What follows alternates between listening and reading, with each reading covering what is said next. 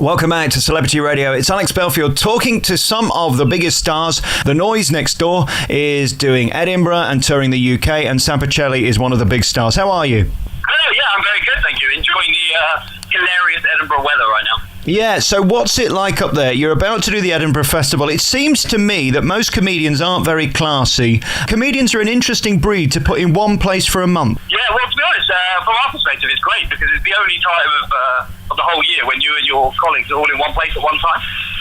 It means that you can actually socialise with people that you'll only see for, an hour at a time every 3 months.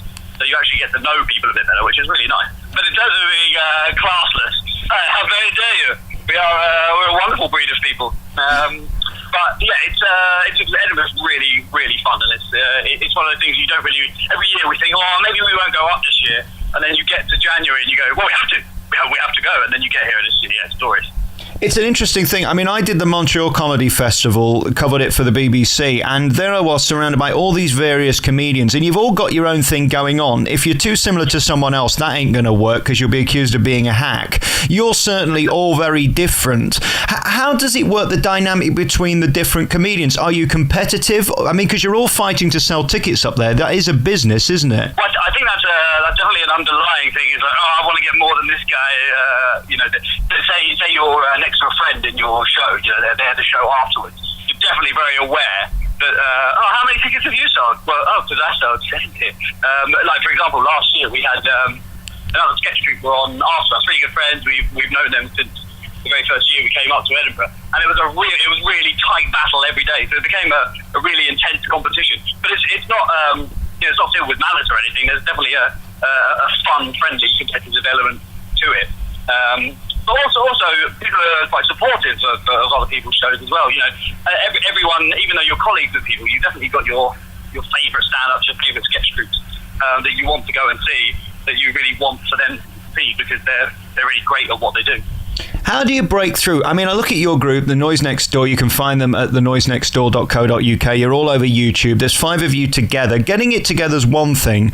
Being successful is another. But making a career out of it is something quite different. I mean, what pressure is there on you to grow up and get a proper job at this point? Well, one of the guys' parents still continually asking that every day, pretty much. So when are you going to get a new job? It's difficult. It's really difficult for the 5 of us. When we set up the company, we knew it would be really tough because we wanted to go into comedy clubs, which for an improv troupe is really unusual. Predominantly because there's 5 of you and you're earning the wage of what one person would. So we knew that it would be difficult because from the sheer kind of financial point of view. But we just worked really, really hard. We took every gig that came our way. We made a lot of sacrifices too in terms of our social lives and our family lives, but it's paying off now. It's just sheer hard work and also belief in our product as well. We knew that we had something good, and that if we were clever about it, we could make this a living, and it is. Yeah, it's very much a full-time job. So it also because we're an improv troupe, we're very, very versatile. We're flexible in terms of what audiences we can go in front of. So that really helped. We could do a kids gig in the afternoon, followed by a corporate event in the early evening, followed by a rowdy comedy club in late night. So that really, really helps. It means that we can really push every type of gig there is available and get on it. What I love about your group is the chemistry between you, but I worked on a show last year called Loose Women, which was also 5 people sat at a table, and the difficulty is always making sure that people aren't talking over each other.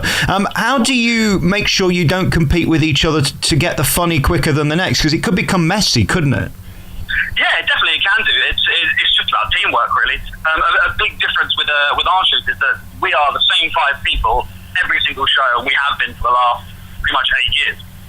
Whereas a lot of troupes and a lot of shows like that, they'll have a revolving cast. So you're not quite as used to working with the people that you're next to as we are. We are together all the time, and that really does help shape the show and the teamwork between you, because we know. I mean, we don't know what the other person's going to say, but we know roughly the avenue that they're going to go down. And I guess there's a trust there as well, because you know them well enough that they're not going to let you down, and you know which direction they're hopefully going to go in. Yeah, definitely. And then there's also the flip side of if they do go down somewhere baffling or, dare I say it, rubbish, then you can totally rinse them for that, and that's funny in itself. It's just about reading the audience and knowing when you can self-deprecate or be able to take the mickey out of one of the other cast members for not knowing something or for doing something unusual. It's a real blend, and you have to really not only kind of be able to work with yourselves, but also work with the audience and really judge what the audience in front of you want. It's interesting. Improv scares the life out of me because it means that you don't necessarily know what's going to happen next, and therefore you have to trust your mind. I guess that's the key to any great comedian, is where you're so confident on stage, you can trust that no matter what it's going to be, something good is going to happen. There's a bravery there, isn't there? Mm. Yeah, very much so. And the benefit of with us is it's very, very rare that we'll have a mind blank, but there is always 4 other guys for us there to kind of back you up. Or help you out if you are kind of struggling. But you're right, you do have to have that confidence of mind that you're going to be okay, that what you do is going to be funny. And as I said, we really believe in our product, and we know that, you know, even if the kind of hilarious gag doesn't come out as the first thing that you say, you know that you've got the kind of intelligence, I guess, and the experience to be able to find that gag along the route somewhere. How did you get together? I mean, you're all still young lads. You're all sort of well-spoken. Are you all toffs, posh people? I'd go for kind of, probably upper middle class. We all met at university, and we were just doing drama degrees. One of the boys was doing film. And just as an extracurricular thing, really, we were all involved in the drama society. There was a brief spot festival that was going free because somebody had pulled out, and we just thought let's put on a Whose Lines It Anyway-esque show, and it was just really, really successful. And then over the next couple of months, people would go, oh, could you do that show here and here and here, and then it just really grew. At university there was about 13 of us, so like a big revolving cast, and as I said, we kind of realised that the 5 of us were the key members, and that being able to work together, just the 5 of us on a consistent basis, was the future of the company, really. Without meaning to get too crude, and I'd hate to bring the tone down, but I mean, is it possible to get laid with this group? I mean, the noise next door, of course, are 5 stunningly beautiful men who the ladies, I'm sure, adore. I definitely think there's some that they adore more than others. There's definitely some that the boys enjoy more than others as well, I'll be honest. Yeah. There's some pretty slinky dance moves that happen along the course of the show. Yeah, I mean, we're a little older and wiser now as well. We're not kind of chasing groupies around or anything. It's most of us are very settled. One of the boys just got engaged. Oh, good Lord. Very, very exciting news. And the other 4 of us are the best men. Good God. So that's going to be an interesting speech. Yeah, it's less fun the older you get, isn't it? You can't have as much fun because you have to grow up and do sensible things like buy houses and things like that. Yeah, well, buy out, exactly, yeah. But also, you know, we're all kind of approaching 30 and stuff. The hangovers are more difficult to deal with. Edinburgh's a very different prospect these days. In fact, last night we literally all went home straight after the show and watched the movie together. I mean, that's ridiculous. Before it would have been, hey, it's the first night of the Fringe, let's go to a party. We're like, nah, it's just a bit tired. You know, the show was hard work, so we'll just pop in. We put some popcorn in the microwave and chucked on a movie. Who's the guy after the show that says, that bit didn't work and I don't think that joke was funny and can you try a bit harder tomorrow? Is there someone who takes the lead with that stuff? Sometimes. I don't really want to name names. It's Charlie, but we're all pernickety about certain things. We know that there's a level, though. You know, you are improvising, so sometimes you'll get it a little bit wrong. You know, there's not much that you can do about that. So there's no point in kind of really dwelling on stuff too much. It's the kind of the small things that we try and pick up on, though, like the structure of the show, or even just the hosting of the game, of a game or a bit. The direct interactions with the audience where you're asking them for suggestions. They're the bits that we pull up on the most because they're the most structured bits. You know, there's almost no point in having to go at someone for doing bad improv. Like, So it's just the hosting elements that we try and just be a bit more. Kind of the bits that we pick people up on, really. I mean, the audiences always comment on how slick the show is, and I think it's for those reasons. We don't belittle each other for doing poor bits of improv. It's the interlinking part that we really focus on making sure are slick. It's interesting. I've done phone-ins for many years, and I think it's the same sort of thing. It's improv, just in a different way. What I learned from that was you can't always rely on the public. Sometimes do they let you down because you rely on them for most of your content, don't you? You've got to deliver it, but they've got to come up with the ideas. Yeah, that's true. Part of that is just about asking the right questions sometimes, and also, as I said earlier, about judging the audience that's in front of you. Sometimes you're going to be playing an audience that is really boozed up, or full of stags or hens who aren't paying much attention, or something like that. So it's just up to you to glean the right kind of information out of them.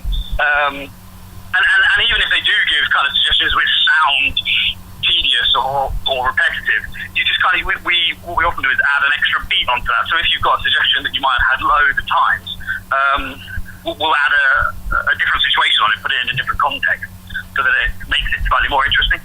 Are you at this point fearless? I mean, is there anything anybody could say that could stump you or leave you speechless? Because that's not going to work for improv, is it? No, not at all. Well, as I say, you've always got the backup of the other people behind you. It's normally if you get some kind of historical character that no one's heard of, or political agenda, or something like that. But the way to kind of make fun of those and to make sure that it's still funny and interesting is to entirely indulge in the fact that we have absolutely no idea what it is. Right. Or often there's one person who knows what something is and the rest don't, so they can really overplay the fact that they're the intelligent one and everyone else is stupid. There's always kind of ways around things to make sure that it's consistently funny. I think in the early days we definitely would have been stumped or thrown by certain suggestions like that. But now we've been doing it for the best part of a decade. We've got the experience to be able to deal with anything in any situation. And of course, you'll always get one smart ass in a comedy club, somebody who's going to shout out, "Do a joke about Ebola," or something like that. How do we deal with the hecklers? Well, believe it or not, we don't get many hecklers because we're asking at the beginning of our show for people to shout stuff out. Yeah, it's your own worst enemy, really, aren't you? Yeah, pretty much. But yeah, it's strange. Like people wait, but because they know that we'll ask them to shout something out in a minute, they kind of wait for it. They might, they kind of store it up. And actually, what that means is quite often that they're starting to think of, not the most obvious thing to shout out because they've got time to do it. We actually, in one show, we counted that we had 91 different suggestions of the audience that we asked in an hour show, which was a huge amount. That's asking so much of your audience to come up with that. And it's amazing that they do, that they don't kind of go, come on, do a little bit of this yourself. Yeah. So we ask a lot of people. But, we don't tend to get a huge amount of hecklers. And when we do, we just incorporate it into a show. So, once we had I guess it's a type of heckle, a woman just literally walked onto stage. She wasn't part of the show. She hadn't even paid to see the show. There was just a kind of side door next to the stage, which is normally locked. Yeah. And she just opened it, walked in, and just was telling us that she had a present to give to her son. What's happening? And because the lights were all on us, she couldn't see the audience, because it's really difficult to see the audience on the stage. Oh, that's funny. She had no idea. So when people started laughing after we started to incorporate her into the thing, she was just totally baffled. And even situations like that obviously are quite extreme. But even if you do get a more unusual heckle or somebody intentionally trying to muck you up, as I said, you just include them in the show. Try and take it in your stride as much as possible. You're on tour in September. You're coming to the Nottingham Comedy Festival. I'll come and see you there. There's Maidstone, there's Enfield, Stratford. You're going to Brighton and Epsom, and you're going to Harlow, and you're going to Aldershot, and all through November and December you'll be touring. It's going really well. And of course, the big plug for Edinburgh. Where are you going to be? What time are you on? In Edinburgh, we are at the Pleasance 2 at 10:50 p.m. every night. It's the late night kind of comedy lock-in, really fun guest show where we get stand-ups to come in that you might have seen off TV and do stuff, improv with us. So you'll get to see them do stuff that they've never done before. Brilliant. And of course, that time of night, people are in a good mood. I wouldn't want to do the 7 p.m. slot. That's never going to be great, is it? Well, it's interesting you say that, because that's the exact slot we had last year. So cheers for that. Yeah. Well, it means you're doing better. That's it. Yeah. It's the 7 o'clock is kind of sketch o'clock, really, so you get a real sketch. A slightly more theatrical audience, whereas 10:50 you get the late night comedy crowd. I think it'll be more fun.